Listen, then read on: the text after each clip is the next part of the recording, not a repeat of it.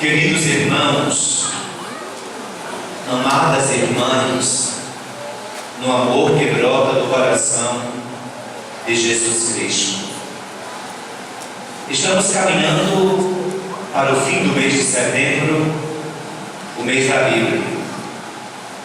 Certamente a oportunidade de já começar uma revisão de vida durante este mês da Bíblia, ou foi um lugar que ela ocupou na minha vida? É bem verdade que iniciamos o mês de setembro com um propósito: fazer com que a palavra de Deus ocupasse um lugar privilegiado na nossa vida.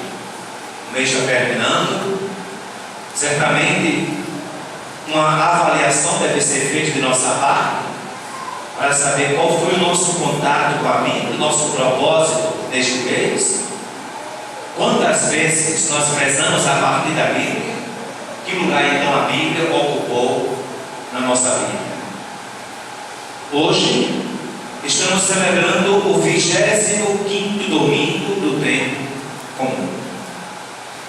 Estamos num percurso bíblico de aproximadamente 750 anos.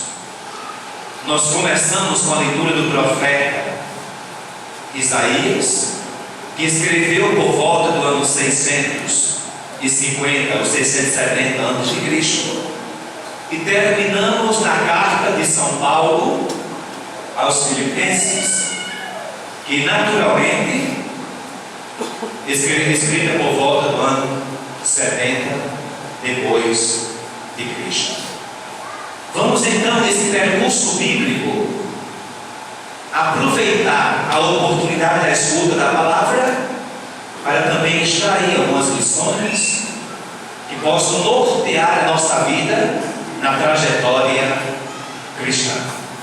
Começamos então pelo final. Comecemos pela segunda leitura de hoje. É bem verdade que a vida é feita de decisões. Tudo na vida, nós temos que decidir. E o grande problema do homem é que ele nunca foi preparado para a decisão. Nós não fomos preparados para a decisão. Nós gostamos muito das coisas práticas. E na evolução da história, pior ainda, porque nós fomos criados mal acostumados no que diz respeito ao critério para decidir. Chegou um tempo na história de que o homem não tinha o que decidir. O que existia e pronto. Por exemplo, café. O que era o café na refeição da manhã? Era o café. Hoje, quando nós vamos tomar café, dificilmente tem café, porque o café da manhã já é recheado de tantas outras coisas que ali você já tem que escolher o que é que você quer para o café da manhã. A vida não foi sempre assim, mas agora essa gama de coisas que são colocadas à nossa disposição, nós temos que saber escolher. Você vai viajar, tem só a opção de ônibus. Hoje não. Ônibus, trem, carro próprio, sucessivamente. Avião. Então você tem que escolher. Infelizmente nós não fomos preparados para a escolha. Quando chega o momento da escolha, hoje é um dilema que a gente vive. Chama a atenção no que diz respeito ao dilema da vida, porque o grande apóstolo das gentes, o grande apóstolo de Cristo, Paulo, também viveu coisa dessa natureza. Só que a decisão de Paulo foi crucial. Imaginemos agora o contexto da segunda leitura de hoje. São Paulo está preso. Ele está na cadeia. Só que dentro do presídio, São Paulo converteu muitas pessoas. E converteu porque na prisão ele apresentou a face de Cristo atraente. Contagiou muita gente com o amor de Deus. E muitas pessoas se converteram. Preso, Paulo agora tem certeza de uma coisa: se ele continuar preso, ele vai continuar evangelizando, convertendo pessoas para Cristo. Mas quem é que quer a prisão? Então, do contrário, ele tem a liberdade. Só que Paulo tem consciência também que quando sair da prisão será morto, será assassinado. O que é que Paulo faz? Escreve à comunidade de Filipenses dizendo o que está passando. E essa inspiração tornou-se uma carta, um texto bíblico, hoje proclamado para nós como segunda leitura. Se fosse você, qual seria a sua decisão? Você continuaria preso, podendo converter mais pessoas para Deus? Ou queria a sua liberdade, tendo em vista a morte proclamada? Qual seria então a sua decisão? Paulo toma uma decisão e diz: não importa, porque o meu viver, quer dizer, continuar na prisão, é Cristo, e o morrer é lucro. Irmãos, isso é de uma sabedoria incalculável, isso é de uma maturidade espiritual indizível, isso é de um mistério grandioso, isso é de Deus. O meu viver é Cristo e o meu morrer é lucro. Ou seja, vivo ou morto pertence a Jesus Cristo e o resto não importa. Primeira lição que nós extraímos da segunda leitura de hoje: quem tem Jesus Cristo não precisa de mais nada. Tudo que temos comparado à pessoa de Jesus Cristo é lixo, o apóstolo diz. Porque na verdade o baluarte da nossa vida é o próprio Jesus. Primeira lição de hoje.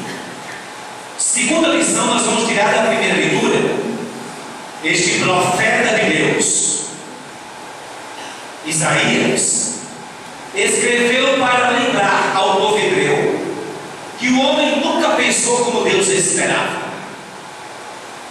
Diz o profeta: os pensamentos do homem são diferentes do pensamento de Deus. Isso é bonito e até poético, e dizer: meus pensamentos não são como os vossos pensamentos. Só que quando, no contexto bíblico, Isaías profetizou, ele quis ainda medir a distância para dizer quão grande. Então ele disse: assim como o céu está distante da terra, o pensamento do homem está distante do pensamento de Deus. Se temos noção, ou se queríamos ter noção de quanto pensamos diferente de Deus, o profeta nos esclareceu: a distância entre o céu e a terra é a distância que existe do pensamento do homem para o pensamento de Deus. Infelizmente, meu irmão e minha irmã, quando nós pensamos diferente do projeto de Deus, nós pecamos. Vale salientar, pensamos diariamente diferente de Deus, por isso diariamente nós pecamos. Diariamente a Bíblia diz: o justo peca 100 vezes por dia. 100. O justo peca 100 vezes por dia, porque pensa diferente do que Deus propõe, do que Deus espera. Queridos irmãos e irmãs, extraindo então esta segunda mensagem na nossa vida de fé, vamos então contextualizar o Evangelho de hoje. Nós extraímos do Evangelho 3 dados para a nossa reflexão. Primeiro é a vinha que o Evangelho disse hoje. Segundo, os trabalhadores. E terceiro, o patrão. Precisamente no Evangelho de hoje, quem é o patrão da vinha? É Deus. É Deus. O que é a vinha? É o mundo. E quem são os trabalhadores? somos nós. Pronto. Já entendemos o Evangelho de hoje, está bom mais. Deus é o patrão, nós somos os trabalhadores e aqui é o mundo. Só que vamos ver como se dá o chamado. Faz quanto tempo que você trabalha para Deus? 63 anos. Faz quanto tempo que você trabalha para Deus? A que hora do dia Deus lhe chamou? O que você fazia antes de servir ao nosso Deus? Em que praça, que ocupação você tinha? O que é que você fazia?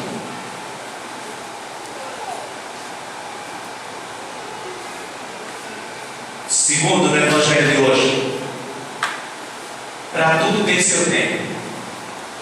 Teve gente que começou a trabalhar logo cedo, teve gente que começou por volta das 9 horas, meio-dia, 3 da tarde, 5 da tarde. Todo mundo recebeu um denário, uma moeda de prata, recebeu a salvação. Vamos aproximar a nossa vida do Evangelho, já que não é possível trazer o Evangelho para a nossa vida. É possível, Agonia, que alguém, desde Pichototinho, tenha crescido na igreja, rezando desde o catecismo até os 100 anos de vida, diariamente, no contato com Deus. Esta pessoa, quando Deus chamar para a eternidade, ela vai receber uma moeda chamada salvação. Mas é possível que no conhecimento da gente tenha alguém que nunca rezou, não recebeu nenhum sacramento, nunca quis saber de Deus e de igreja, muito menos. O povo de igreja distância. Essa pessoa pode se converter no último momento de sua vida e ela vai receber uma moeda, um denário chamado salvação. Só que nós vamos dizer assim, é interessante, né? Meu senhor, eu passei a vida todo dia rezando e recebi a salvação. Aí o outro chegou a se converter e uma hora recebeu também a salvação. Eu perdi minha vida rezando, perdi tempo servindo para Deus, aquilo que aproveitou e agora também está aqui, salvo no céu. Nós vamos dizer isso? Vamos. Só que duas coisas ficam claras no Evangelho de hoje. Primeiro, no reino de Deus não existe marginalizados, tem espaço para todos. E segundo, ainda combate uma praga que existe entre nós chamada ciúme. Olha o que foi que ele disse. Olha o que foi que ele disse. Por acaso eu não posso ser bom com ele? Eu vou administrar o que é meu, dando a você o mesmo que der a ele. E essa moeda é a salvação. No Evangelho de hoje nós vamos ficar com duas lições. Primeiro, no reino de Deus não existe marginalizados, como também não tem ciúme, não tem espaço para o ciúme no reino de Deus, porque todos nós somos iguais.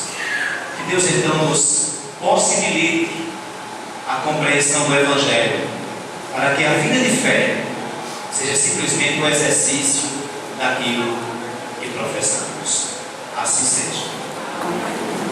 Creio